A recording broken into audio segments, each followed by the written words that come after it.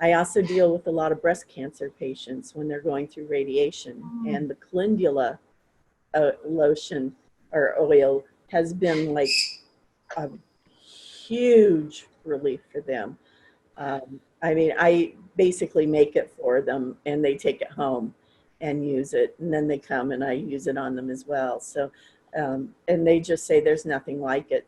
Anything that the doctors have given them haven't worked as well in the relief area. So that to me is just, I'm so thrilled that they get some relief out of that. It's such a horrible thing to go through. And so to be able to give them some of that comfort is a big, big blessing. And that comes from you too. So, so they're very, very grateful. The more people that use it and that start using things like this, I think the better. We have, I mean, it's such a simple, in a way, such a simple thing that does such a profound healing in so many different ways.